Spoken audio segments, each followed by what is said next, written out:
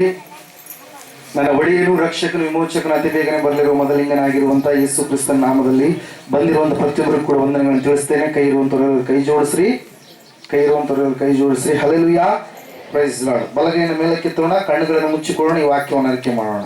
ಯೆಹೋವನು ಒಳ್ಳೆಯವನು, ಆತನ ಕೃಪೆಯು ಶಾಶ್ವತವಾಗಿರುವುದು. ಯೆಹೋವನು ಒಳ್ಳೆಯವನು, ಆತನ ಕೃಪೆಯು ಶಾಶ್ವತವಾಗಿರುವುದು. ಯೆಹೋವನು ಒಳ್ಳೆಯವನು, ಆತನ ಕೃಪೆಯು ಶಾಶ್ವತವಾಗಿರುವುದು. Amen, amen, amen. Hallelujah, praise the Lord. ಓದು ವರ್ಷ ಯಾವ ವಾಕ್ಯವನ್ನು ಧ್ಯಾನ ಮಾಡಿದ್ವಿ ನೆನಪು ಮಾಡ್ರಿ. ನೆನಪಿದೆನಾ? ನಿನ್ನೆ ಲಾಸ್ಟ್ ವೀಕಿಂದ ನೆನಪಿರಲ್ರಿ, ಅಷ್ಟು ಓದು ವರ್ಷದ ಎಲ್ಲಿ ನಮಗೆ ನೆನಪಿರುತ್ತೆ ಅಂತೀರಾ? Hallelujah, praise the lord. ಬೇರೆ ಎಲ್ಲ ಕಾರ್ಯಗಳು ನೆನಪಿರ್ತವೆ, ಆದ್ರೆ ದೇವ್ರ ವಾಕ್ಯ ಮಾತ್ರ ನೆನಪಿರಲ್ಲ ಪ್ರಿಯರೇ. ಹಲ್ಲೆಲೂಯಾ. ಕ್ಯಾಲೆಂಡರ್ ತಗೊಂಡಂತವ್ರಿಗೆ ನಿಮ್ಗೆ ಗೊತ್ತಿರುತ್ತೆ ಏನಂತಿತ್ತು. ಮೊದಲು ಫಸ್ಟ್ನೇದಾಗಿ, ಇದೇ ದಿವಸ ಮೊದಲುಗೊಂಡು ನಾನು ನಿಮ್ಮನ್ನ ಆಶೀರ್ವದಿಸುವೆನು. ಆ ವಾಕ್ಯವನ್ನ ನಾವು ಧ್ಯಾನ ಮಾಡಿದಂಥವರಾಗಿದ್ದೀವಿ ಪ್ರಿಯರೇ. Hallelujah, praise lord. ದೇವರು ಅವತ್ತಿನ ದಿನ ಬಲವಾಗಿ ನಮ್ಮ ಸಂಗಡ ಮಾತಾಡಿದ್ರು. 3 ವಿಷಯಗಳನ್ನು ನಾವು ನೋಡಿದಂಥವರಾಗಿದ್ದೇವೆ. ಮೊಟ್ಟ ಮೊದಲನೇದಾಗಿ ಯಾವ ವಿಷಯವನ್ನು ನಾವು ನೋಡಿದ್ವಿ ಅಂದ್ರೆ ಹೋದ ವರ್ಷ. Hallelujah, praise lord. ಮೊಟ್ಟ ಮೊದಲನೇದಾಗಿ ಏನಂತ ನೋಡಿದ್ವಿ ನಾವು? ಅಭಿವೃದ್ಧಿ ಕುರಿತಾಗಿ. ಹಲ್ಲೆಲೂಯಾ, ಭಕ್ತಿಯಲ್ಲಿ ನಾವು ಅಭಿವೃದ್ಧಿ ಉಳ್ಳಂತ ಮಕ್ಕಳಾಗಬೇಕು. ಆಲಯವನ್ನ ಕಟ್ಟಿರಿ. ಯಾವ ಆಲಯ? ದೇವರ ಆಲಯ. ಆ ದೇವರ ಆಲಯ ಯಾರಾಗಿದ್ದಾರೆ? ನಾನು ನೀನಾಗಿದ್ದೇವೆ. ಹಲ್ಲೆಲೂಯಾ. ಆಲಯವನ್ನ ಕಟ್ಟಿರಿ ಎಂಬುದಾಗಿ ನಾವು ನೋಡಿದಂತವರಾಗಿದ್ದೇವೆ. ಎರಡನೆಯದಾಗಿ ಪ್ರಾರ್ಥನೆ ಜೀವಿತವನ್ನ ಹೊಂದಿದವರಾಗಿರಬೇಕು. ಹಲ್ಲೆಲೂಯಾ. ಪ್ರಾರ್ಥನೆ ಜೀವಿತವನ್ನ, ಪವಿತ್ರಾತ್ಮನ ಪ್ರೇರಿತ ಪ್ರಾರ್ಥನೆಯನ್ನ ನಾವು ಮಾಡುವವರಾಗಿರಬೇಕು ಎನ್ನುವಂತ ವಿಷಯಗಳನ್ನ ನಾವು ನೋಡಿದಂತವರಾಗಿದ್ದೇವೆ ಪ್ರಿಯರು. ಮೂರನೇದಾಗಿ ಸಾಕ್ಷಿಯನ್ನ ಹೇಳುವಂತವರಾಗಿರಬೇಕು. ಒಂದೇ ಕೊನೆಯ ಪ್ರಕಟಣೆ ಗ್ರಂಥಕ್ಕಿಂತ ಮುಂಚಿತವಾಗಿರುತ್ತೆ ಒಂದು ಅಧ್ಯಾಯ, ಯೂದನ ಪತ್ರಿಕೆಯಿಂದ ಈ 3 ಅಂಶಗಳನ್ನು ನಾವು ನೋಡಿದಂಥವರಾಗಿದ್ದೀವಿ ಪ್ರಿಯರೇ. Hallelujah, praise lord. ಆ ವಾಕ್ಯಗಳನ್ನ ಕೆಲವರು ನೀವು ಮರ್ತಿರ್ಬೋದು, ಕೆಲವರು ನಿಮ್ಮ ಜೀವಿತದಲ್ಲಿ ಅಳವಡಿಸಿಕೊಂಡು ಅದರಿಂದ ನೀವು ಆಶೀರ್ವಾದಗಳನ್ನ ಹೊಂದಿಕೊಂಡಂತವರಾಗಿದ್ದೀರಿ. Hallelujah, praise Lord. ಈ ವರ್ಷ ಬಹಳ ವ್ಯತ್ಯಾಸಕರವಾಗಿರ್ತಕ್ಕಂಥ ಒಂದು ವಿಷಯವನ್ನ ಪರಿಶುದ್ಧಾತ್ಮ ದೇವರು ತಿಳಿಯಪಡಿಸಿದ್ದಾರೆ. ಆ ವಿಷಯ ಏನಂದ್ರೆ, ಎಲ್ಲ ಕಾರ್ಯಗಳ ಮೇಲೆ ಜಯ ಎಂಬುದಾಗಿ. ಹಲ್ಲೆಲೂಯಾ, ಎಲ್ಲ ವಿಷಯಗಳ ಮೇಲೆ ಜಯ, ಜಯ ಕೊಡುವಂತ ವರ್ಷ ಎಂಬುದಾಗಿ. ಈ ಒಂದು ಸಂದರ್ಭದಲ್ಲಿ ಧರ್ಮೋಪದೇಶ ಕಾಂಡ ಪುಸ್ತಕ 20ನೇ ಅಧ್ಯಾಯ ಮೊದಲು 4 ವಚನಗಳನ್ನು ನಾವು ಓದಿಕೊಂಡು ದೇವರ ಒಂದು ಪ್ರಾರ್ಥನೆಯನ್ನ ನಾವು ಮಾಡಿ ಆತನ ಸಹಾಯವನ್ನು ನಾವು ಕೇಳೋಣ. 20ನೇ ಅಧ್ಯಾಯ ಮೊದಲು 4 ವಚನಗಳು. ನೀವು ಶತ್ರುಗಳನ್ನೇ ಯುದ್ಧಕ್ಕೆ ಹೊರಟಾಗ ಅವರ ಕಡೆ ಕುದುರೆಗಳು, ರಥಗಳು, ನಿಮಗಿಂತ ಹೆಚ್ಚಾದ ಕಾಲ್ಬಲವು ಇರುವುದನ್ನು ಕಂಡರೆ ಹೆದರಬಾರದು. ಐಗುಪ್ತ ದೇಶದಿಂದ ನಿಮ್ಮನ್ನು ಬಿಡಿಸಿದ ನಿಮ್ಮ ದೇವರಾದ ಯೆಹೋವನು ನಿಮ್ಮ ಕಡೆ ಇದ್ದಾನಲ್ಲ. ನಿಮಗೆ ಕಾಳಗ ಸಮೀಪಿಸಿದಾಗ ಯಾಜಕನು ಮುಂದೆ ಬಂದು ಭಟರಿಗೆ, ಇಸ್ರಾಯೇಲರೇ ಕೇಳಿರಿ, ನೀವು ಈಗ ಶತ್ರುಗಳೊಡನೆ ಯುದ್ಧ ಮಾಡುವ ಕಾಲ ಸಮೀಪಿಸಿತಷ್ಟೇ. ನೀವು ಎದೆಗೆಡಬಾರದು, ದಿಗಿಲು ಪಡಬಾರದು, ನಡುಗಬಾರದು, ಶತ್ರುಗಳಿಗೆ ಭಯಪಡಬಾರದು. ನಿಮ್ಮ ದೇವರಾದ ಯೆಹೋವನು ತಾನೇ ನಿಮ್ಮ ಸಂಗಡ ಇದ್ದು ಶತ್ರುಗಳೊಡನೆ ನಿಮಗೋಸ್ಕರ ಯುದ್ಧ ಮಾಡಿ ನಿಮಗೆ ಜಯವನ್ನುಂಟು ಮಾಡುವನು ಎಂದು ಹೇಳಬೇಕು. Hallelujah, praise lord. ಕಣ್ಣುಗಳನ್ನು ಮುಚ್ಚಿಕೊಳ್ಳೋಣ. ದೇವರೇ, ಈ ಒಂದು ವಾಕ್ಯದ ಮೂಲಕವಾಗಿ ಆತ್ಮಿಕ ಆಹಾರವನ್ನು ನನಗೆ ಗುಣಪಡಿಸು ಎಂಬುದಾಗಿ ಪ್ರಾರ್ಥನೆ ಮಾಡೋಣ. ದೇವರೇ, ಈ ವರ್ಷದಲ್ಲಿ, ಹೊಸ ವರ್ಷದ ಒಂದು ಮೊದಲನೇ ಭಾನುವಾರದಲ್ಲಿ ನನ್ನ ಸಂಗಡ ನೀನು ಮಾತಾಡು ಎಂಬುದಾಗಿ ಪ್ರಾರ್ಥನೆ ಮಾಡೋಣ. ಮೊಣಕಲ್ಲಾಕುಂದ್ರು ಮೊಣಕಲ್ಲಾಕ್ರಿ, ಪ್ರಾರ್ಥನೆ ಮಾಡೋಣ. ಸ್ತೋತ್ರ ಸ್ವಾಮಿ, ಪರಿಶುದ್ಧನಾದ ದೇವರೇ, ಪರಲೋಕ ತಂದೆ, ನಿಮಗೆ ಕೋಟ್ಯಾನುಕೋಟಿ ಸ್ತೋತ್ರಗಳು. ಸಮಯದಲ್ಲಿ ಕರ್ತನೆ ಸ್ವಾಮಿ, ನಾವು ನಿನ್ನ ಸಹಾಯವನ್ನು ಕೇಳ್ತಾ ಇದ್ದೇವೆ. ಪರಿಶುದ್ಧಾತ್ಮ ದೇವರೇ, ನೀನೇ ಕಾರ್ಯ ಜರುಗಿಸಪ್ಪ, ನೀನೇ ಬಲಪಡಿಸು ಸ್ವಾಮಿ. ಅದ್ಭುತವಾದ ಸಹಾಯವನ್ನ ಮಾಡುವಂತಾತನ ನೀನು ಮಾತ್ರ ಆಗಿದ್ದೀಯಪ್ಪ. ಅದಕ್ಕಾಗಿ ನಿನಗೆ ಕೋಟ್ಯಾನುಕೋಟಿ ಸ್ತೋತ್ರಗಳನ್ನು ಸಲ್ಲಿಸ್ತಾ ಇದ್ದೇವೆ. ರಾಜನೇ, 2020 ನೀನು ಜಯದ ವರ್ಷ ಎಂಬುದಾಗಿ ನೀನು ಮಾತನಾಡಿದ್ದೀಯಾ. ಅದಕ್ಕಾಗಿ ನಿನಗೆ ಸ್ತೋತ್ರಗಳು ಸ್ವಾಮಿ. ಎಲ್ಲ ಕಾರ್ಯಗಳ ಮೇಲೆ ಸ್ವಾಮಿ ಜಯವನ್ನು ಕೊಡು ಕರ್ತನೆ. ನೀನೇ ಮಾತನಾಡು ಸ್ವಾಮಿ. ನಿನ್ನ ಹಸ್ತಗೊಪ್ಪಿಸಿಕೊಡ್ತಾ ಇದ್ದೇವೆ. ನಿನ್ನ ಕರ್ತನೆ ಎಲ್ಲವುಗಳನ್ನ ನಿನ್ನ ಹಸ್ತಗೊಪ್ಪಿಸಿಕೊಡ್ತಾ ಇದ್ದೇವೆ ಸ್ವಾಮಿ. ವಾತಾವರಣವನ್ನ, ಬಂದಿರತಕ್ಕಂಥ ವ್ಯಕ್ತಿಗಳನ್ನ, ನನ್ನನ್ನ ಎಲ್ಲವನ್ನ ಸ್ವಾಮಿ ನಿನ್ನ ಹಸ್ತಗೊಪ್ಪಿಸಿಕೊಡ್ತಾ ಇದೆ. ನೀನೇ ಕಾರ್ಯ ಜರುಗಿಸಬೇಕೆಂಬುದಾಗಿ, ಯಾವ ವಿಷಯದಲ್ಲಿಯೂ ಕೂಡ ಬಲಹೀನತೆ ಉಳ್ಳವರಾಗಿ ಜೀವಿಸಲಾರದೆ ಎಲ್ಲ ಕಾರ್ಯಗಳ ಮೇಲೆ ಜಯವನ್ನು ಕೊಡಬೇಕೆಂಬುದಾಗಿ ಯೇಸು ಕ್ರಿಸ್ತನ ನಾಮದಲ್ಲಿ ಪ್ರಾರ್ಥಿಸಬೇಡಿ, ಅರ್ಪಿಸಿ. ಕರ್ತನೇ, ನೀನು ಮಾತನಾಡು ಸ್ವಾಮಿ. ನೀನು ಮಾತನಾಡಿದರೆ ಆಗದ ಕಾರ್ಯಗಳು ಆಗ್ತವೆ. ನೀನು ಮಾತನಾಡಿದರೆ ಕೊರಡು ಚಿಗುರುತ್ತದೆ. ನೀನು ಮಾತನಾಡಿದರೆ ಸಾಲ ಮುರಿಯುತ್ತದೆ. ನೀನು ಮಾತನಾಡಿದರೆ ಶಾಪ ತೊಲಗುತ್ತದೆ. ನೀನು ಮಾತನಾಡಿದರೆ ಬಂಧನಗಳು ಕಳಿಸಿಬಿಡುತ್ತವೆ. ನೀನು ಮಾತನಾಡಿದರೆ ಅನಾರೋಗ್ಯದಲ್ಲಿರುವಂತವರು ಆರೋಗ್ಯ ಹೊಂದಿಕೊಳ್ತಾರೆ. ನೀನು ಮಾತನಾಡಿದರೆ ಸ್ವಾಮಿ ಪ್ರತಿ ಕಷ್ಟಗಳು ನೀಗುತ್ತವೆ, ಸಾಲಗಳು ತೀರುತ್ತವೆ. ಸ್ವಾಮಿ, ನೀನೇ ಮಾತನಾಡಿ ನಮ್ಮ ಬಂಧನಗಳೆಲ್ಲವನ್ನು ಬಿಡಿಸಿ 2020ನೇ ವರ್ಷದಲ್ಲಿ ಜಯ ಮಕ್ಕಳಾಗಿ, ಜಯವೀರನ ವಸಂತರಾಜನ ಮಕ್ಕಳಾಗಿ ಜೀವಿಸುವಂತೆ ಸಹಾಯ ಮಾಡಿ ನಡೆಸಬೇಕು ಎಂಬುದಾಗಿ ನಾಜರೇತಿನ ಯೇಸು ಕ್ರಿಸ್ತನ ನಾಮದಲ್ಲಿ ಪ್ರಾರ್ಥಿಸಿ ಬೇಡ ಅರ್ಪಿಸಿ ಹೊಂದಿದ್ದೇವೆ ಪ್ರಮುಖ. ಆಮೆನ್. Hallelujah, hallelujah. ಗಟ್ಟಿಯಾಗಿ ಹೇಳೋಣ ಹಲ್ಲೆಲೂಯಾ. ಇನ್ನೊಂದು ಸಾರಿ ಹೇಳೋಣ ಹಲ್ಲೆಲೂಯಾ. Praise the lord. ನನ್ನ ಒಡೆಯನು, ರಕ್ಷಕನು, ವಿಮೋಚಕನು, ಅತಿ ಬೇಗನೆ ಬರಲಿರುವ ಮೊದಲಿಂಗನಾಗಿರುವಂತಹ ಯೇಸು ಕ್ರಿಸ್ತನ ನಾಮದಲ್ಲಿ ನಿಮ್ಮೆಲ್ಲರಿಗೂ ಕೂಡ ಹೊಸ ವರುಷದ ಆರ್ಥಿಕ ಶುಭಾಶಯಗಳನ್ನ ತಿಳಿಸ್ತಾ ಇದ್ದೇನೆ. I wish you a happy, prosperous, victorious new year. Hallelujah. ನಿಮ್ಮೆಲ್ಲರಿಗೂ ಆಶೀರ್ವಾದಕರವಾಗಿರ್ತಕ್ಕಂಥ ಜಯದ ವರ್ಷವನ್ನ ನಾನು ಯೇಸುವಿನ ಒಬ್ಬ ಪ್ರವಾದಿಯಾಗಿ, ಆತನ ಮಗನಾಗಿ ನಾನು ಪ್ರಕಟಿಸುವವನಾಗಿದ್ದೇನೆ. ಹಲ್ಲೆಲೂಯಾ. Praise the lord. ದೇವರು ನಿಮ್ಮನ್ನ ಆಶೀರ್ವದಿಸಲಿ. ನೀವು ಹೇಳಲ್ವಾ ಸೇಮ್ ಟು ಯು ಅಂತ? Hallelujah. Praise the lord. Hallelujah. ಯಾಕೆ ಬಹಳ ಏನೋ ಕಳ್ಕೊಂಡು ಬಂದವ್ರು ಕುಂತ್ಕೊಂಡಿದ್ದೀರಿ? ಹಲ್ಲೆಲೂಯಾ. ಸಂತೋಷ ಕಾಣಿಸ್ತಾ ಇಲ್ಲ ಕೆಲವರು ಮುಖಗಳಲ್ಲಿ. ಹಲ್ಲೆಲೂಯಾ. ಸಮಾಧಾನ ಇಲ್ಲದ ಸ್ಥಿತಿಯಿಂದ ಬಂದಂಥವರಾಗಿ ಕಾಣಿಸ್ತಾ ಇದ್ದೀರಿ. ಹಲ್ಲೆಲೂಯಾ. ದೇವರು ಈ ಸ್ಥಳದಲ್ಲಿ ನಿನಗೆ ಸಮಾಧಾನವನ್ನ ಕೊಡ್ತಾನೆ. ದೇವರು ಈ ಸ್ಥಳದಲ್ಲಿ ನಿನಗೆ ಬಿಡುಗಡೆಯನ್ನ ಕೊಡ್ತಾನೆ. ದೇವರು ಈ ಸ್ಥಳದಲ್ಲಿ ನಿನ್ನ ಕಣ್ಣೀರನ್ನ ನೀಗಿಸ್ತಾನೆ. ದೇವರು ಈ ಸ್ಥಳದಲ್ಲಿ ನಿನಗೆ ಅಂದುಕೊಂಡಿರ್ತಕ್ಕಂಥ ಪ್ರತಿ ಕಾರ್ಯಗಳನ್ನ ಆತನೇ ಇದ್ದು ನಿನ್ನನ್ನ ಬಲಪಡಿಸಿ ನೆರವೇರಿಸ್ತಾನೆ. ಹಲ್ಲೆಲೂಯಾ. Praise the Lord. ಆತನೇ ಇಲ್ಲಿ ಇಳಿದು ಬಂದಿದ್ದಾನೆ ನಿನ್ನ ಜೀವಿತವನ್ನ ಚೆನ್ನಾಗಿ ಮಾಡಬೇಕು ಅಂತೇಳಿ. ಹಲ್ಲೆಲೂಯಾ. Praise the Lord. ಇಲ್ಲಿ ನಾವು ನೋಡ್ತಾ ಇದ್ದೇವೆ ಪ್ರಿಯರೇ, ದೇವರು ಮಾತಾಡ್ತಾ ಇದ್ದಾರೆ ಏನೆಂಬುದಾಗಿ ಅಂದ್ರೆ, ಈ 2019ನೇ ವರ್ಷ ನಿನ್ನ ಜೀವಿತದಲ್ಲಿ ಕೆಲವು ವಿಷಯಗಳಲ್ಲಿ ನೀನು ತಪ್ಪಿ ಹೋದ ಕಾರಣಕ್ಕಾಗಿಯೇ, ಹಲ್ಲೆಲೂಯಾ, ಕೆಲವೊಂದು ಸೋಲನ್ನ ನೀನು ನಿನ್ನ ಜೀವಿತದಲ್ಲಿ ಅನುಭವಿಸಿರಬಹುದು. ನೀನು ಮಾಡಿದಂತ ತಪ್ಪಿಗಾಗಿ ನಿನ್ನ ಮಕ್ಕಳು ಇವತ್ತಿನ ದಿನ ಶಾಪಗ್ರಸ್ತರಾಗಿ ಜೀವಿಸ್ತಾ ಇರಬಹುದು. ತಂದೆ ತಾಯಿ ಮಾಡಿದಂತ ಪಾಪಕ್ಕೆ ಮಕ್ಕಳು ಮೇಲೆ ದೇವರು ಎಷ್ಟು ವರ್ಷ, ಎಷ್ಟು ಕಾಲಗಳ ಕಾಲ ಆಗ್ತಾನಂತೆ ಶಾಪವನ್ನ 3-4 ಕಾಲಗಳವರೆಗೆ ಪ್ರಿಯರೇ. ಹಲ್ಲೆಲೂಯಾ. ನಿನ್ನ ತಾತ ಮುತ್ತಾತಂದರು ಮಾಡಿದಂತ ಒಂದು ಶಾಪ ನಿನ್ನ ಮಕ್ಕಳಿಗೆ ಇವತ್ತಿನ ದಿನಗಳಲ್ಲಿ ಅನಾರೋಗ್ಯವಾಗಿ ಪರಿಣಮಿಸಿ ನಿನ್ನನ್ನ ಕಾಡಿಸ್ತಾ ಇರುವುದು. ಆದ್ರೆ ದೇವರು ಹೇಳ್ತಾ ಇದ್ದಾರೆ, ಆ ಎಲ್ಲವುಗಳನ್ನ ನಾನೇ ಒತ್ತಿದ್ದೇನೆ, ನಾನೇ ಸಹಿಸಿದ್ದೇನೆ, ನಾನೇ ನಿಮಗೆ ಇವತ್ತಿನ ದಿನಗಳಲ್ಲಿ ಬಿಡುಗಡೆ ಕೊಡ್ತೇನೆ. ಆದ್ರೆ ನೀನು ಮಾಡಬೇಕಾಗಿರುವಂತದ್ದು ನಂಬಬೇಕು. ಹಲ್ಲೆಲೂಯಾ. ನೀನು ನಂಬುವುದೇ ಆದರೆ, ನೀನು ವಿಶ್ವಾಸ ಇಡುವುದೇ ಆದರೆ, ನೀನು ಆತನಲ್ಲಿ ಭಯಭಕ್ತಿ ಉಳ್ಳವನಾಗಿ ಜೀವಿಸುವುದೇ ಆದರೆ ಆ ದೇವರು ನಿನ್ನ ಕಷ್ಟವನ್ನ ತೀರಿಸುವಂತವನು ಆಗಿದ್ದಾನೆ. ಅನೇಕ ವಿಷಯಗಳಲ್ಲಿ ಇವತ್ತು ನೀನು ಸೋತವನಾಗಿ ಈ ಸ್ಥಳದಲ್ಲಿ ನೀನು ಕುಂತ್ಕೊಂಡಿರ್ಬೋದು. ನಿನ್ನ ಸೋಲುವಿಕೆಗೆ ಕಾರಣ ಅನಾರೋಗ್ಯ ಆಗಿರ್ಬೋದು. ನಿನ್ನ ಸೋಲುವಿಕೆಗೆ ಕಾರಣ ಅನಾರೋಗ್ಯದಿಂದ ಬಂದಿರತಕ್ಕಂಥ ಒಂದು ಮರಣಕರವಾಗಿ ಇರತಕ್ಕಂಥ ಒಂದು ಪರಿಸ್ಥಿತಿಗಳು ಆಗಿರ್ಬೋದು. ನಿನ್ನ ಸೋಲುವಿಕೆಗೆ ಕಾರಣ ಬಂಜಹೀನತೆ, ಬಂಜತನ, ಫಲಹೀನತೆಯ ಕಾರ್ಯಗಳು ಆಗಿರ್ಬೋದು. ನಿನ್ನ ಸೋಲುವಿಕೆಗೆ ಕಾರಣ ಭಯಂಕರವಾಗಿರ್ತಕ್ಕಂಥ ಶಾಪಗಳು ತಟ್ಟಿದ್ದಾವೇನೋ, ಯಾವ ವಿಷಯದಲ್ಲಿ ಕೂಡ ನನ್ನ ಅಭಿವೃದ್ಧಿ ಆಗ್ತಾ ಇಲ್ಲ ಎನ್ನುವಂತ ವಿಚಾರಗಳಾಗಿರ್ಬೋದು. ನಿನ್ನ ಸೋಲುವಿಕೆಗೆ ಕಾರಣ ಯಾವ ಕಾರ್ಯ ಕೆಲಸಗಳು ಆಗ್ತಾನೆ ಇಲ್ಲ, ಕೈ ಹಾಕಿದ ಕೆಲಸಗಳೆಲ್ಲದರಲ್ಲಿ ನಾನು ನಷ್ಟವನ್ನ ಹೊಂದುತ್ತಾ ಇದ್ದೇನೆ ಎನ್ನುವಂತ ಸ್ಥಿತಿಗಳಾಗಿರ್ಬೋದು. ನಿನ್ನ ಸೋಲುವಿಕೆಗೆ ಕಾರಣ ನಿನ್ನ ಪಿತ್ರಾರ್ಜಿತ ಆಸ್ತಿ, ಅದು ಬೇರೆಯವರ ಪಾಲಾಗಿರ್ಬೋದು. ನಿನ್ನ ಸೋಲುವಿಕೆಗೆ ಕಾರಣ ಯಾವುದೋ ಒಂದು ಸೈತಾನನ ಒಂದು ಬಂಧನದ ಕಪಿಮುಷ್ಟಿಯಲ್ಲಿ ನೀನು ಜೀವಿಸುತ್ತಿರುವುದೇ ನಿನ್ನ ಸೋಲುವಿಕೆಗೆ ಕಾರಣವಾಗಿರ್ಬೋದು ಪ್ರಿಯರೇ. ಹಲ್ಲೆಲೂಯಾ. ಅನೇಕ ಕಾರಣಗಳನ್ನ ಸತ್ಯವೇದ ನಮಗೆ ತಿಳಿಸುತ್ತೆ ಪ್ರಿಯರೇ. ಆತ್ಮಿಕ ಜೀವಿತದಲ್ಲಿ ಅನೇಕರು ಏನಾಗ್ತಾರೆ, ಸೋತು ಹೋಗ್ತಾರೆ. ಆದ್ರೆ ನಾವು ಭಯಪಡುವಂಥದ್ದು ಬೇಕಾಗಿಲ್ಲ.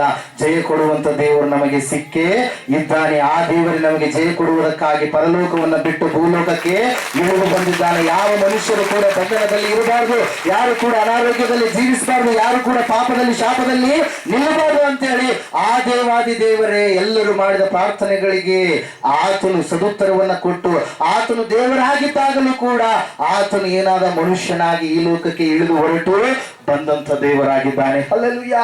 ನೇರವಾಗಿ ಈ ಸಮಯದಲ್ಲಿ ನಾವು ವಾಕ್ಯಕ್ಕೆ ಹೋಗೋಣ. ದೇವರು ಮಾತಾಡ್ತಾ ಇದ್ದಾರೆ ಈ ಸಮಯದಲ್ಲಿ, ನಾನು ನಿನಗೆ ಸೋಲನ್ನಲ್ಲ ನಿನಗೆ ಜಯವನ್ನೇ ಕೊಡ್ತಾ ಇದ್ದೇನೆ. ನಾನು ನಿನಗೆ ಮರಣವಲ್ಲ ಜೀವವನ್ನೇ ನಿನಗೆ ನಾನು ತುಂಬ್ತಾ ಇದ್ದೇನೆ. ನಾನು ನಿನ್ನ ಜೀವಿತದಲ್ಲಿ ಇರ್ತಕ್ಕಂಥ ಎಲ್ಲ ಸಮಸ್ಯೆಗಳಿಗೆ ಉತ್ತರವಾಗಿದ್ದೇನೆ. ನಾನೇ ನಿನ್ನನ್ನ ಬಲಪಡಿಸುತ್ತೇನೆ, ನಾನೇ ನಿನಗೆ ಸಹಾಯ ಕೊಡುತ್ತೇನೆ, ನಾನೇ ನಿನ್ನ ಸಂಗಡ ಇದ್ದು ಎಲ್ಲ ಕಾರ್ಯಗಳನ್ನ ಜಯದ ಕಡೆಗೆ ನಾನು ನಡೆಸುತ್ತೇನೆ ಎಂಬುದಾಗಿ. ಹಲ್ಲೆಲೂಯಾ. Praise Lord. ಇವತ್ತಿನ ದಿನ ಜನರು ಏನ್ ಮಾಡ್ತಾ ಇದ್ದಾರೆ? ದೇವರಿಂದ ದೂರವಾದಂತ ಕಾರ್ಯಗಳಲ್ಲಿ, ದೇವರಿಗೆ ಇಷ್ಟವಾದ ಕಾರ್ಯಗಳಲ್ಲಿ ಮುಳುಗಿ ಹೋಗಿದ್ದಾರೆ ಪ್ರಿಯರೇ. ಹಲ್ಲೆಲೂಯಾ.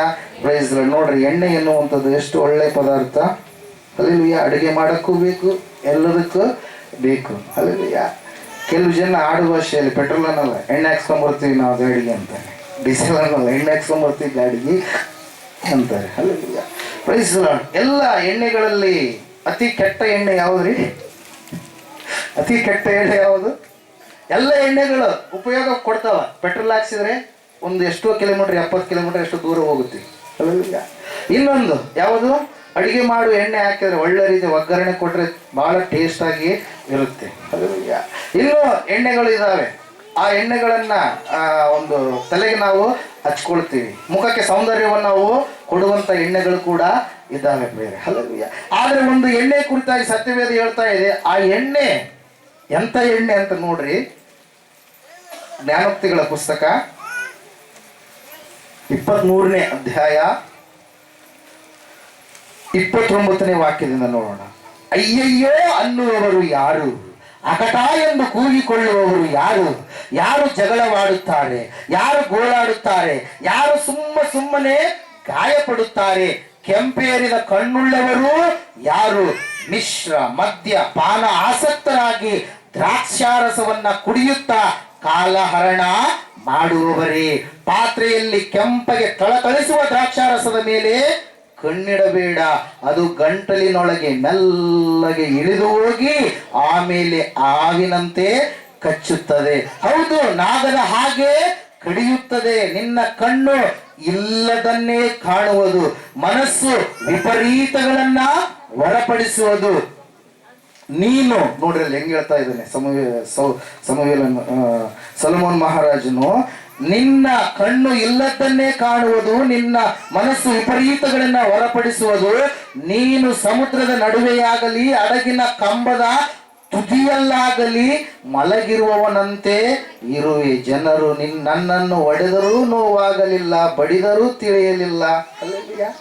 ಏನಿದು? ಯಾವಾಗ ಎಚ್ಚೆತ್ತೇನು ಪುನಃ ಅದನ್ನೇ ಹುಡುಕೇನು ಎಂದುಕೊಳ್ಳುವೆ. ಹಲ್ಲೆಲೂಯಾ. ಒಂದು ಎಣ್ಣೆ ಐತ್ರಿ ಲೋಕದಾಗ. ಆ ಎಣ್ಣೆ ದೇವರಿಗೆ ಇಷ್ಟವಾಗಿರುವಂಥದ್ದಲ್ಲ. ಆ ಎಣ್ಣೆ ಜನರಿಗೆ ಜಗಳವನ್ನ ಎಬ್ಬಿಸುವಂಥದ್ದು. ಆ ಎಣ್ಣೆ ಹೆಂಗಿರುತ್ತಂದ್ರೆ ಸಮುದ್ರದ ಆಳದಲ್ಲಿ ಕುಡಿದವ್ರಿಗೆ ಗೊತ್ತಿರುತ್ತೆ. ಅದ್ರ ಸಲಗೆ ರಾಜನಾಗಿರ್ತಕ್ಕಂಥ ಸೊಲೊಮೋನನ್ ಹೇಳ್ತಾ ಇದ್ದಾರೆ ಏನಂತೇಳಿ, ಕುಡಿದಾಗ ಅವ್ರಿಗೆ ಏನು ಮಾಡ್ತಾರೋ ಕುಡಿಲಾರದಂತವ್ರು ನೀವು ತಿಳಿದುಕೊಳ್ರಿ. ಅದ್ರ ಸಲುವಾಗಿ ಪರಿಶುದ್ಧಾತ್ಮ ದೇವರು ಬರೆಸಿದ್ರು. ಏನ್ ಮಾಡ್ತಾರೆ ಅವರು? ಜಗಳ ಮಾಡ್ಕೊಂತಾರೆ, ಗಾಯ ಮಾಡ್ಕೊಂತಾರೆ. ಯಾರು ಬಡದ್ರು ಅವ್ರಿಗೆ ಎಚ್ಚರಿಕೆ ಇರಲ್ಲ, ಮಾನ ಮರ್ಯಾದೆ ಹೋದ್ರು ಕೂಡ ಅವ್ರಿಗೆ ಎಚ್ಚರಿಕೆ ಇರಲ್ಲ. ಅವ್ರು ಏನು ಮಾತಾಡ್ತಾರೋ ಆ ಸಮಯದಲ್ಲಿ ಅವ್ರಿಗೆ ಗೊತ್ತೇ ಇರಲ್ಲ. ಅವ್ರ ಬಾಯಿಂದ ಏನ್ ಮಾಡ್ತಾರೆ? ರಹಸ್ಯಗಳನ್ನ ಹೇಳ್ಬಿಡ್ತಾರೆ. ಕುಡಿದಂತ ಸಮಯದಲ್ಲಿ ಅವ್ರಿಗೆ ಬೈತಾರೆ, ಇವ್ರಿಗೆ ಬೈತಾರೆ, ಯಾರ್ಯಾರಿಗೋ ಬೈತಾರೆ. ಪ್ರಿಯರೇ, ಎಲ್ಲ ಎಣ್ಣೆಗಳು ಯಾವುದೋ ಒಂದು ರೀತಿಯಲ್ಲಿ ಏನ್ ಮಾಡ್ತವೆ? ಉಪಯೋಗ ಇದಾವೆ. ಆದ್ರೆ ಈ ಎಣ್ಣೆಯಿಂದ ಉಪಯೋಗ ಇಲ್ಲ. ದೇಹ ಹಾಳು, ಮನಸ್ಸು ಹಾಳು, ಕುಟುಂಬದಲ್ಲಿ ಗಲಿಬಿಲಿ, ಕುಟುಂಬದಲ್ಲಿ ಜಗಳ. ಹಲ್ಲೆಲೂಯಾ. Praise Lord. ಅದ್ರ ಸಲುವಾಗಿ ಯಾವಾಗವಾಗ ಒಂದು ಮಾತನ್ನ ಹೇಳಿದೆ ನಾನು. ಏನಂತ ಹೇಳ್ರಿ, ಕುಡಿದವನ ಹತ್ರ ಏನಾದ್ರೂ ನಾವು ಕೇಳಕ್ ಹೋದ್ರೆ ಅವ್ರ ಜೊತೆ ಸಂಭಾಷಣೆಗೆ ನಿಂತ್ರೆ ಬಿಡಿಸ್ಕೊಂಡು ಬರೋದು ಬಹಳ ಕಷ್ಟ. ಅದು ಒಂದು ಕುಡಿದತ್ತಾಗ ಏನು ತೋರಿಸ್ತಾನೋ ಅದೇ ನಿಜ ಅಂತೇಳಿ ಆತ ಹೇಳ್ತಾನ. ಒಪ್ಪಿಕೊಳ್ಳಿಲ್ಲ ಅಂದ್ರೆ ನಮ್ಮನ್ನ ಬಿಡಲ್ಲ. Praise Lord. Hallelujah. Praise Lord. ಇಲ್ಲಿ ನಾವು ನೋಡ್ತಾ ಇದ್ದೇವೆ, ಈ ಎಣ್ಣೆಯನ್ನ ನೀವು ಕುಡಿಬೇಡ್ರಿ. ಕುಟುಂಬದಲ್ಲಿ ಈ ಎಣ್ಣೆ ವಿಷಯವಾಗಿ ದೇವರಿಗೆ ಜಯ ಕೊಡು ಎಂಬುದಾಗಿ ಇವತ್ತಿನಿಂದ ನೀವು ಪ್ರಾರ್ಥನೆ ಮಾಡುವವರಾಗಿರಿ. ಹಲ್ಲೆಲೂಯಾ. Praise Lord. ಇಲ್ಲಿ ನಾವು ನೋಡ್ತಾ ಇದ್ದೇವೆ ಪ್ರಿಯರೇ, ದೇವರು ನಿನ್ನ ಜೀವಿತದಲ್ಲಿ ಜಯ ಕೊಡಬೇಕಂತ ಹೇಳಿ ಅನ್ಕೊಂಡಿದ್ದಾನೆ. ಏನನ್ನ? ಜಯವನ್ನ. ಎಲ್ಲರಿಗೂ ಕೂಡ ಆಶೀರ್ವಾದ ಇಷ್ಟ, ಎಲ್ಲರಿಗೂ ಕೂಡ ಜಯ ಬೇಕು ಅಂತೇಳಿ ನಾವು ಬಂದಂತವರಾಗಿದ್ದೇವೆ. ಎಲ್ಲರಿಗೂ ಕೂಡ ಯಾವುದೋ ಒಂದು ಕಾರ್ಯಗಳ ಮೇಲೆ ನನಗೆ ಜಯ ಕೊಡು ಸ್ವಾಮಿ ಅಂತೇಳಿ ನಾವು ಕೇಳುವವರಾಗಿದ್ದೇವೆ ಪ್ರಿಯರೇ. ಹಲ್ಲೆಲೂಯಾ. ಮೊಟ್ಟ ಮೊದಲನೇದಾಗಿ ನಾವು ನೋಡೋಣ, ಈ ಸಮಯದಲ್ಲಿ ಕೆಲವು ಜನರಿಗೆ ಅನಾರೋಗ್ಯ ಎನ್ನುವಂಥದ್ದು ಏನ್ ಮಾಡುತ್ತೀರಿ? ಸೋಲನ್ನ ತಂದಿರುತ್ತೆ. ಏನು ಸೋಲನ್ನ ತಂದಿರುತ್ತೆ? ಅನಾರೋಗ್ಯ. ಫಸ್ಟ್ ಪಾಯಿಂಟ್ ಏನ್ರಿ? ಅನಾರೋಗ್ಯ. ಹಲ್ಲೆಲೂಯಾ. ದೇಹದಲ್ಲಿರ್ತಕ್ಕಂಥ ಅವಯವಗಳು ಸರಿಯಾದ ರೀತಿಯಲ್ಲಿ ಇರಲಾರದಂತಹ ಪರಿಸ್ಥಿತಿ, ರೋಗಾಣು ಕಣಗಳು ದೇಹದಲ್ಲಿ ಉತ್ಪತ್ತಿಯಾದಾಗ ಮನುಷ್ಯನಿಗೆ ಅನಾರೋಗ್ಯ ಪ್ರಾಪ್ತಿಯಾಗುತ್ತೆ. ಕೆಲವೊಂದು ಅನಾರೋಗ್ಯಗಳನ್ನ ಮನುಷ್ಯನೇ ತಾನಾಗಿಯೇ ತಂದುಕೊಳ್ತಾನೆ. ಕೆಲವೊಂದು ಅನಾರೋಗ್ಯಗಳು ಪ್ರಕೃತಿಯ ನಿಮಿತ್ತವಾಗಿ ಬರುವಂತವುಗಳಾಗಿರ್ತವೆ ಪ್ರಿಯರೇ. ದೇವರಲ್ಲಿ ಹೇಳ್ತಾ ಇದ್ದಾರೆ, ಯೇಸು ಸ್ವಾಮಿ ಲೋಕಕ್ಕೆ ಹೊರಟು ಬಂದಂತ ಸಂದರ್ಭದಲ್ಲಿ ಅನೇಕವಾದಂತ ರೋಗಗಳಿಂದ ಬಂಧಿತರಾದಂತ ಜನರು ಯೇಸುವಿನ ಬಳಿಗೆ ಬರ್ತಾ ಇದ್ರು. ಯಾಕೆ ಬರ್ತಾ ಇದ್ರು ಅಂದ್ರೆ ಸ್ವಸ್ಥತೆಯನ್ನ ಹೊಂದಿಕೊಳ್ಳುವುದಕ್ಕಾಗಿ. ಅವರೆಲ್ಲರೂ ಅನೇಕ ವಿಷಯದಲ್ಲಿ ಸೋತು ಹೋದಂತವರಾಗಿದ್ರು. ಅವರೆಲ್ಲರೂ ಅನೇಕ ಕಾರ್ಯಗಳಿಂದ ಬಲಹೀನರಾದಂತವರಾಗಿದ್ರು.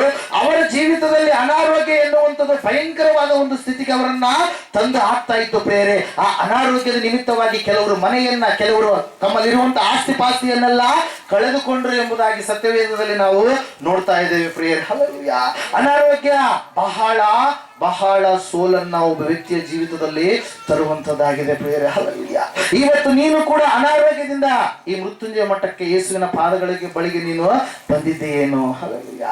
ಯೇಸು ಸ್ವಾಮಿ ಈ ಲೋಕಕ್ಕೆ ಹೊರಟು ಬಂದ ಮೇಲೆ 30 ವರ್ಷಗಳ ಕಾಲ ಆತನು ಈ ಲೋಕದಲ್ಲಿ ತಂದೆ ತಾಯಿ ಎನಿಸಿಕೊಂಡಂತವರಿಗೆ ಆತನು ಅವರನ್ನ ಸನ್ಮಾನಿಸಿ ಅವರು ಹೇಳಿದ ಮಾರ್ಗದಲ್ಲಿ ನಡೆದು 31, 32, 33 ವರ್ಷಗಳ ಕಾಲ, 3.5 ವರ್ಷಗಳ ಕಾಲ ಆತನು ಏನ್ ಮಾಡ್ತಾನ್ರಿ? ಸೇವೆಯನ್ನ ಪ್ರಾರಂಭ ಮಾಡ್ತಾನೆ. ಆ 3.5 ವರ್ಷಗಳ ಕಾಲ ಸೇವೆಯನ್ನು ಪ್ರಾರಂಭ ಮಾಡಿದಾಗ ಆತನು ಹೇಳುವಂಥದ್ದು ಒಂದೇ, ಮನುಷ್ಯರಿಗೆ ಪರಲೋಕದ ಕುರಿತಾಗಿ. ಹಲ್ಲೆಲೂಯಾ. ಪರಲೋಕವನ್ನ ನೀವು ನೋಡುವವರಾಗಿರ್ರಿ, ಪರಲೋಕದ ಕುರಿತಾಗಿ ನೀವು ಯೋಚಿಸುವವರಾಗಿರ್ರಿ. ಪರಲೋಕದಲ್ಲಿ ನಿಮಗೊಬ್ಬ ತಂದೆ ಇದ್ದಾನೆ. ಹಲ್ಲೆಲೂಯಾ. ಪರಲೋಕದ ರಾಜ್ಯದ ಸುವಾರ್ತೆ ಏನಾಗಿದೆ? ಸಂತೋಷಕರವಾಗಿರುವಂತದ್ದಾಗಿದೆ ಅಂತೇಳಿ ಪರಲೋಕ ರಾಜ್ಯದ ಸುವಾರ್ತೆಯನ್ನ ಸಾರಿ ಆತನು ಹೇಳ್ತಾ ಹಳ್ಳಿ ಪಳ್ಳಿಗಳಿಗೆ ಆತನು ನಡೆದುಕೊಂಡು ಹೋಗಿ ಪ್ರಯಾಣ ಮಾಡಿ ಸುವಾರ್ತೆಯನ್ನ ಸಾರ್ತಾ ಇದ್ದ. ನೀವು ಮತ್ತಾನೆ ಬರೋ ಸುವಾರ್ತೆ 4ನೇ ಅಧ್ಯಾಯ 23-24ನೇ ವಚನಗಳು ಕ್ವಿಕ್ ಆಗಿ ಓದಿಕೊಳ್ಳೋಣ. ಬೇಗ ಬೇಗ. ಯಾರು ಆ ಕಡೆ ಈ ಕಡೆ ಮನಸ್ಸನ್ನು ಹರಿಸಬಾರ್ದು. ನಿದ್ದೆ ಮಾಡೋರೆಲ್ಲ ಗಟ್ಟಿಯಾಗಿ ಒಂದ್ಸಲ ಚಪ್ಪಳಿ ಬಿಡ್ರಿ. ನಿದ್ದೆ ಮಾಡ್ತಾ ಇದ್ದೀರಿ? ಕಣತರ ನಿದ್ದೆ ಮಾಡ್ತಾ ಇದ್ದೀರಾ? ಹಲ್ಲೆಲೂಯಾ.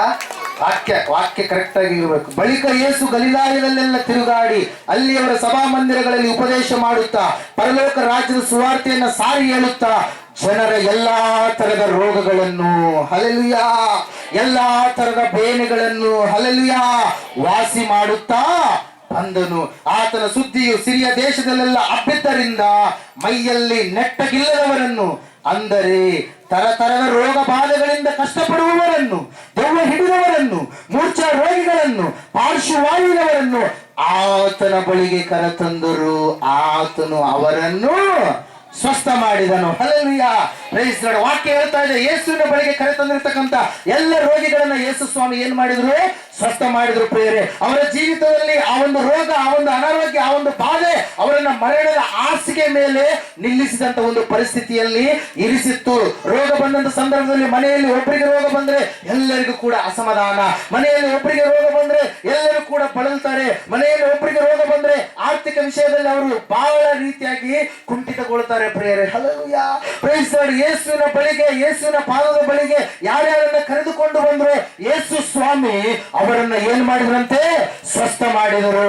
ಅವರ ಜೀವಿತದಲ್ಲಿ ಇರ್ತಕ್ಕಂತಹ ರೋಗಗಳನ್ನ, ಬೇನೆಗಳನ್ನ ಯೇಸು ಸ್ವಾಮಿ ಏನ್ ಮಾಡಿದ್ರು? ತೊಲಗಿಸಿ ಹಾಕಿದ್ರು. ಹಲ್ಲೆಲೂಯಾ. Praise Lord. ವಾಕ್ಯದಲ್ಲಿ ನಾವು ನೋಡ್ತಾ ಇದ್ದೇವೆ ಪ್ರಿಯರೇ, ಆ ಒಂದು ಅನಾರೋಗ್ಯದ ಕಣಗಳು, ಅನಾರೋಗ್ಯದ ಆತ್ಮಗಳು ಕೆಲವೊಂದು ಸಾರಿ ದೆವ್ವದಿಂದ ಬಂದಿರ್ತವೆ. ಕೆಲವೊಂದು ಸಾರಿ ದೆವ್ವವು, ದುರಾತ್ಮ ಶಕ್ತಿಗಳು ಆವರಿಸಿದಾಗ ಮನುಷ್ಯರು, ಜನರು ಏನಾಗಿರ್ತಾರೆ?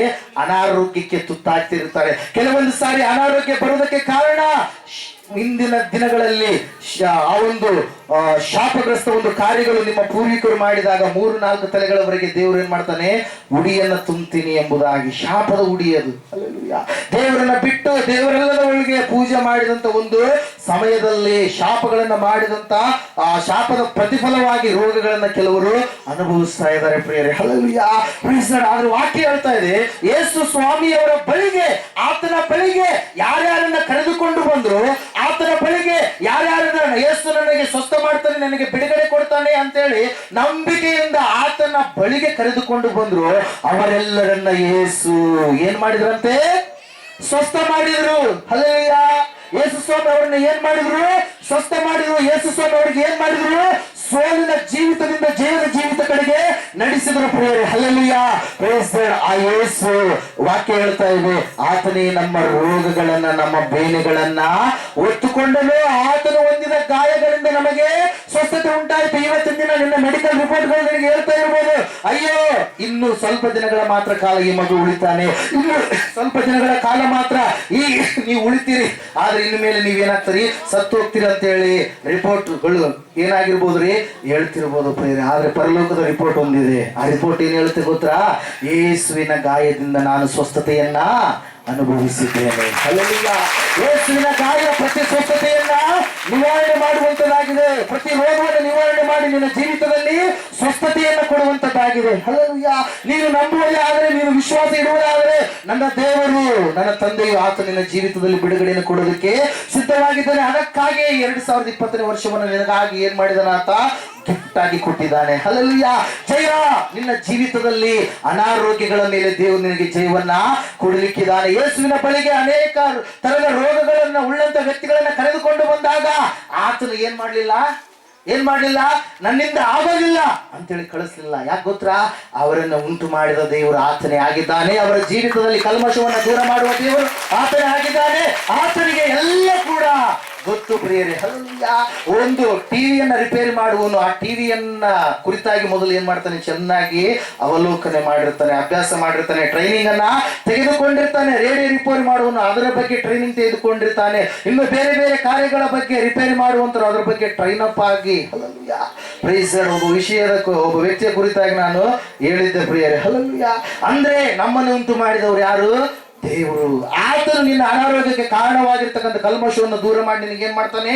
ಆರೋಗ್ಯವನ್ನು ಕೊಡ್ತಾನೆ ಪ್ರಿಯರೇ. ಒಂದ್ಸಾರಿ ಏನಾಗುತ್ತಂದ್ರೆ, ಯೇಸು ಸ್ವಾಮಿ ಹೀಗೆ ಹೋಗ್ತಾ ಇರ್ಬೇಕಾದ್ರೆ ಅಲ್ಲಿ ಒಬ್ಬ ಸ್ತ್ರೀ ಆತನ ವಿಷಯವಾಗಿ ಕೇಳಿ, ಆಕೆ ತನ್ನಲ್ಲಿರುವಂತ ಎಲ್ಲ ಹಣವನ್ನ ಕಳೆದುಕೊಂಡು ಆಸ್ತಿ ಎಲ್ಲ ಕೂಡ ಉಳಿದಾಗಲೂ ಕೂಡ ಯೇಸುವಿನ ಬಳಿಗೆ ಆಕೆ ಬಂದಳು. ಲೂಕನು ಹೇಳ್ತಾ ಇದ್ದಾನೆ, ಆಕೆಯು ಎಲ್ಲವನ್ನ ಮಾರಿದರೂ ಕೂಡ ಆಕೆಯ ರೋಗ ಹೆಚ್ಚುತ್ತಾ ಬಂತೆ ಹೊರತಾಗಿ ಆಕೆ ಸ್ವಸ್ಥತೆಯನ್ನ ಹೊಂದಲಿಲ್ಲ. ಆಕೆ ಬರ್ತಾ ಇದ್ದಾಳೆ. ಎಲ್ಲಿಗೆ ಬರ್ತಾ ಇದ್ದಾಳೆ? ಯೇಸುವಿನ ಬಳಿಗೆ ಬರ್ತಾ ಇದ್ದಾಳೆ. ಯೇಸು ಅನೇಕರನ್ನ ಸ್ವಸ್ಥ ಮಾಡಿದ್ದಾನೆ, ನನ್ನನ್ನು ಕೂಡ ಸ್ವಸ್ಥ ಮಾಡ್ತಾನೆ. ಯೇಸುವಿನ ಕೊನೆಯ ಅಂಗಿಯ ಅಂಚನ್ನ ಮುಟ್ಟಿದರೆ ಸಾಕು, ನಾನು ಸ್ವಸ್ಥತೆಯನ್ನ ಅನುಭವಿಸ್ತೇನೆ ಅಂತ ಹೇಳಿ ಒಬ್ಬ ವ್ಯಕ್ತಿ ಹೇಳ್ತಾನೆ ರೀ. ಬೈಬಲ್ ಪಂಡಿತರು ಹೇಳ್ತಾರೆ, ಶೀಸ್ ಕೇಮ್ ಫ್ರಮ್ 30 ಮೈಲ್ಸ್, ಅಂದ್ರೆ 30 ಮೈಲುಗಳು ದೂರದಿಂದ ಆಕೆ ನಡೆಯುತ್ತಾ ಬಂದ್ಲಂತೆ. ಎಷ್ಟು ಮೈಲ್ ರೀ? 30 ಮೈಲುಗಳು. ಆಕೆ ರಕ್ತ ಹರಿತಾ ಇದೆ, ಅನಾರೋಗ್ಯದಲ್ಲಿದ್ದಾಳೆ, ಯಾರು ಕೂಡ ಮುಟ್ಟಿಸಿಕೊಳ್ಳಲಾರದಂತ ಪರಿಸ್ಥಿತಿಯಲ್ಲಿದ್ದಾಳೆ, ರಕ್ತ ಕುಸುಮ ರೋಗಕ್ಕೆ ಹಾಕಿ ಒಳಗಾಗಿದ್ದಾಳೆ. ಆಕೆ ಯೇಸುವಿನ ಬಳಿಗೆ ಹೋದರೆ ನನಗೆ ಜಯ ಸಿಗುತ್ತೆ. ಹಲ್ಲೆಲೂಯಾ. ಯೇಸುವಿನ ಹತ್ರಕ್ಕೆ ಹೋದರೆ ನನಗೆ ಸ್ವಸ್ಥತೆ ಆಗುತ್ತೆ ಅಂತ ಹೇಳಿ ತನ್ನಲ್ಲಿ ತಾನು ಅಂದುಕೊಂಡು ಹೋಗಿ ಗುಂಪಿನ ನಡುವೆ ಯೇಸು ಸ್ವಾಮಿ ಹೋಗ್ತಾ ಇರಬೇಕಾದ್ರೆ ಕೊನೆಯ ಅಂಚನ್ನ, ಹಲ್ಲೆಲೂಯಾ, ಕೊನೆಯ ಅಂಚನ್ನ ಹಿಂಗೇನ್ ಮಾಡ್ತಾಳೆ? ಮುಟ್ತಾಳೆ. ಹಲ್ಲೆಲೂಯಾ. ಕೊನೆಯ ಅಂಚನ್ನ ಮುಟ್ಟಿದ ತಕ್ಷಣ ಸಡನ್ ಆಗಿ ಯೇಸುವಿನಿಂದ ಶಕ್ತಿ ಹೊರಟು ಬಂದು ಆಕೆಯ ರೋಗವೆಲ್ಲ ಸಂಪೂರ್ಣವಾಗಿ ಏನಾಯ್ತು? ಆರೋಗ್ಯವಾಗಿ ಬದಲಾವಣೆಯಾಯಿತು. ಹಲ್ಲೆಲೂಯಾ. Praise the Lord. ಯೇಸುವಿನ ಬಳಿಗೆ ಬರುವುದೇ ನೀನಾದ್ರೆ ನಿನ್ನ ಜೀವಿತದಲ್ಲಿ ಆತನ ಸ್ವಸ್ಥತೆ ಕೊಡ್ತಾನೆ. 12 ವರ್ಷ ಆಕೆ ಎಷ್ಟು ಕಷ್ಟಪಟ್ಟಿರ್ಬೋದು. ಹಲ್ಲೆಲೂಯಾ. 12 ವರ್ಷ ಆಕೆ ಎಷ್ಟು ವಿಧದಲ್ಲಿ ಬಾಧೆಯನ್ನ ಅನುಭವಿಸಿರ್ಬೋದು. ಆದ್ರೆ ಆಕೆ ಯೇಸುವಿನಲ್ಲಿಯೇ ಮುಕ್ತಿಯನ್ನ ಕಂಡುಕೊಂಡು, ಹಲ್ಲೆಲೂಯಾ.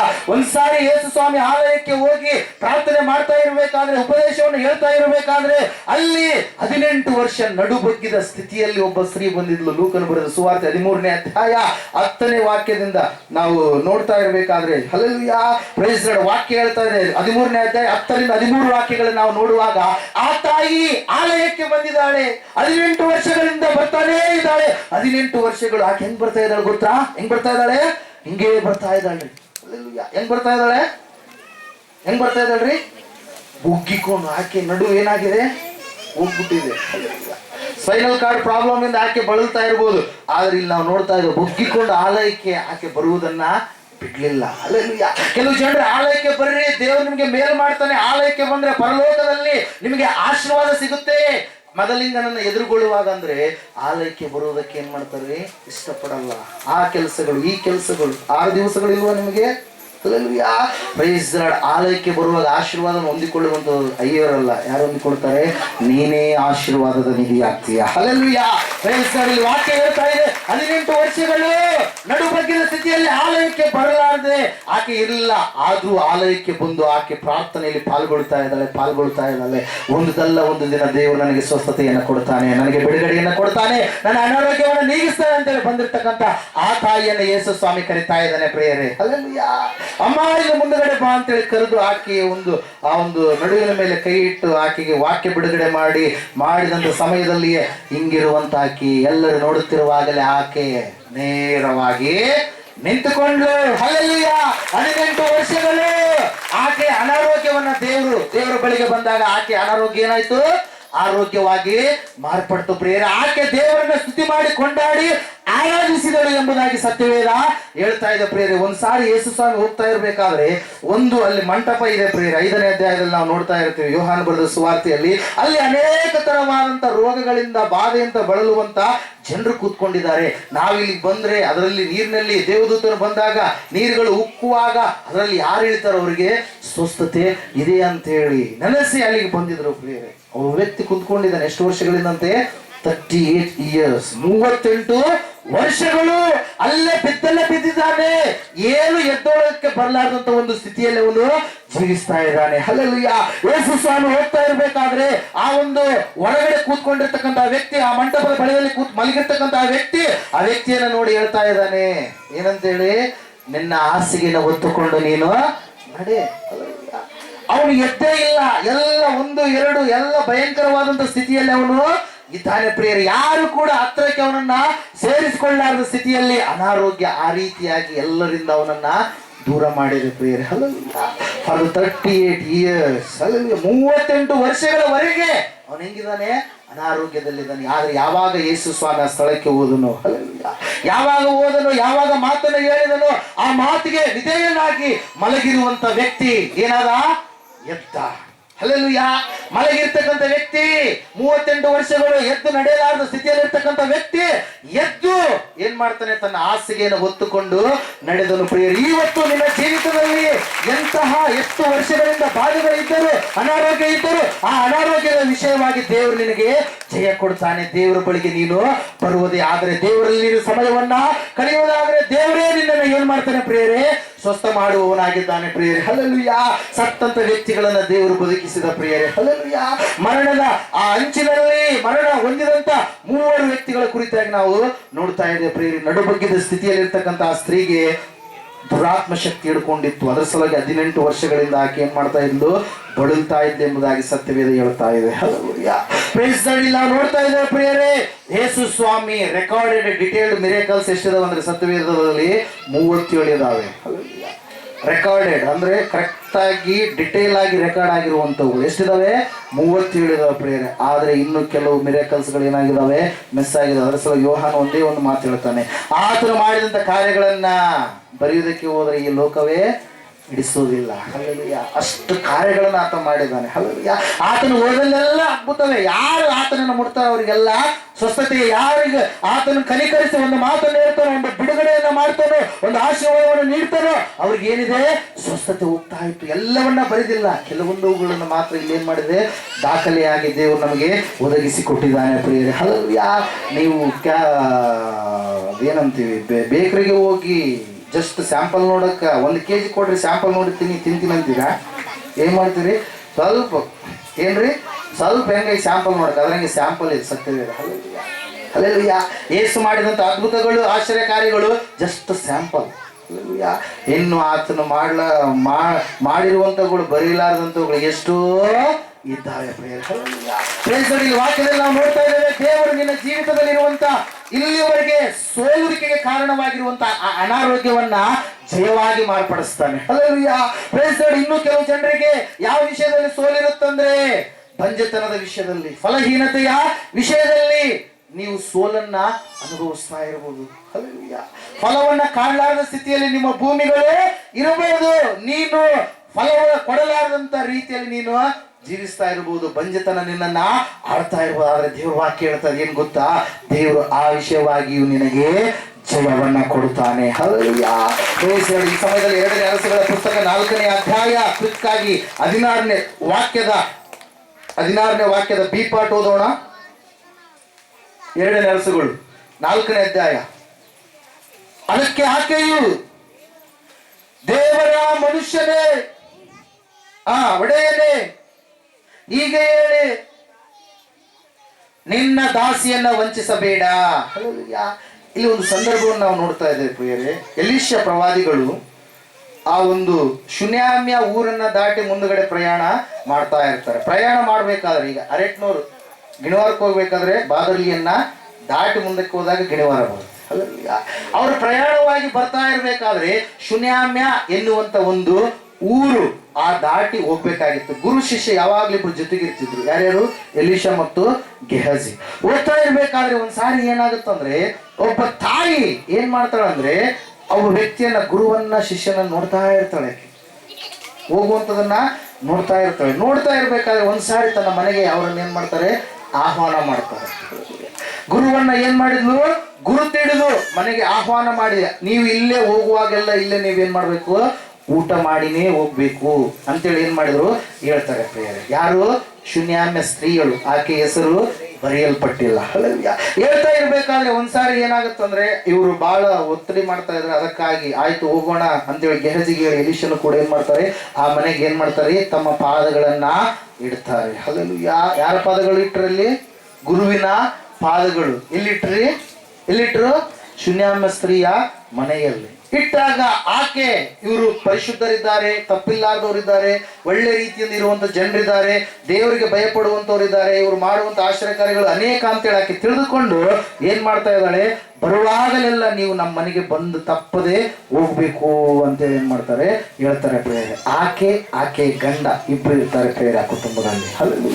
ಪ್ರತಿ ಸಾರಿ ಬಂದಾಗಲೆಲ್ಲ ಅದೇ ಕಾರ್ಯ ಅವ್ರು ಮಾಡ್ತಾ ಇರ್ತಾರೆ.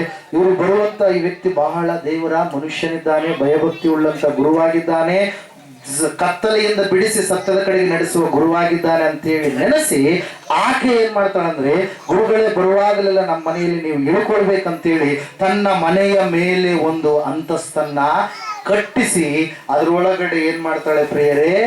ಏನ್ ಮಾಡ್ತಾಳೆ? ಮೇಜನ್ನ, ಮಂಚವನ್ನ, ದೀಪಸ್ತಂಭವನ್ನ, ಕುರ್ಚಿಯನ್ನ ಇಡಿಸ್ತಾಳೆ ಪ್ರಿಯರೇ.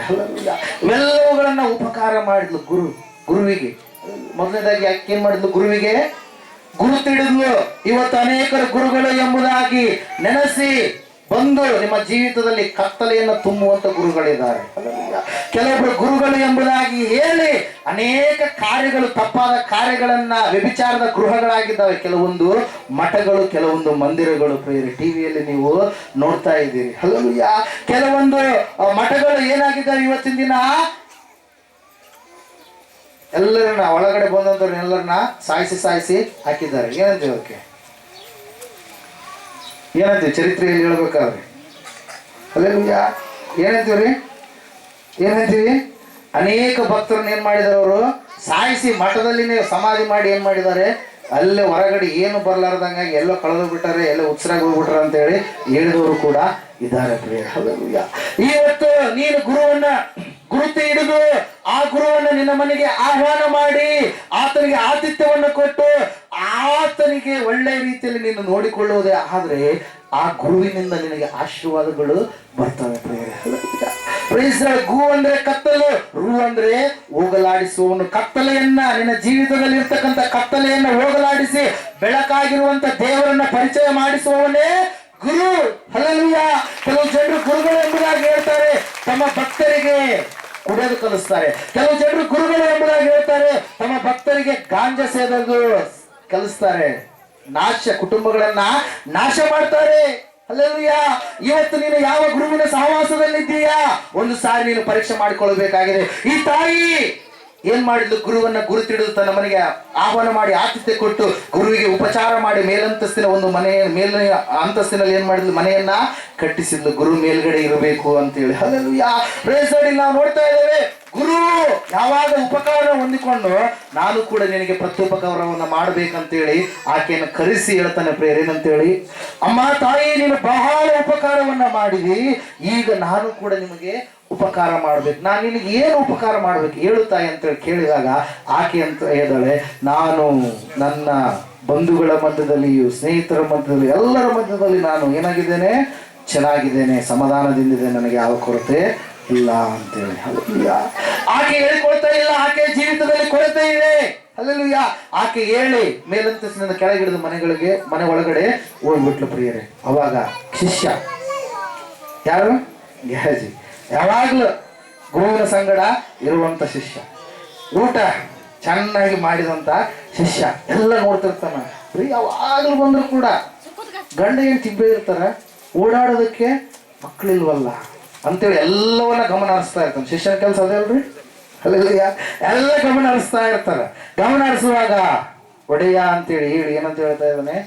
ಎಲ್ಲ ಇದೆ ಅವರಿಗೆ, ಆದ್ರೆ ಏನಿಲ್ಲ, ಆಕೆ ಗಂಡ ಮುದುಕನಾಗಿದ್ದಾನೆ, ಅವರಿಗೆ ಮಕ್ಕಳಿಲ್ಲ, ಏನೋ ಒಂದು ಪ್ರಾಬ್ಲಮ್ ಆಗಿದೆ ಅಂತೇಳಿ ಹೇಳಿದಾಗ ಅವಾಗ ಆಕೆಯನ್ನ ಕರಿ ಅಂತ ಹೇಳಿದಾಗ ಆಕೆ ಮೇಲಂತಸ್ತಿನ ಮನೆಯ ಬಾಗಿಲಿನ ಹತ್ರ ಬಂದು ಏನ್ ಮಾಡ್ತಾಳೆ? ನಿಂತ್ಕೊಂತಾಳೆ. ಇಲ್ಲಿ ನಿಂತ್ಕೊಂತಾಳೆ. ಗುರಿಗೋಸ್ಕರವಾಗಿ ಕಟ್ಟಿದ ಬಾಗಿಲಿನ ಹತ್ರ ಬಂದು, ಮನೆಯ ಬಾಗಿಲಿನ ಹತ್ರ ಬಂದು ಏನ್ ಮಾಡ್ತಾಳೆ? ನಿಂತುಕೊಳ್ತಾಳೆ. ಅವಾಗ ಎಲೀಷನ ಹೇಳ್ತಾನೆ ಏನಂತೇಳಿ? ಮುಂದಿನ ವರ್ಷ. ಹೋದ್ರೆ ಕಂಟಿನ್ಯೂ ಮೇಲ್ಗಡೆ 16ನೇ ವಚನ,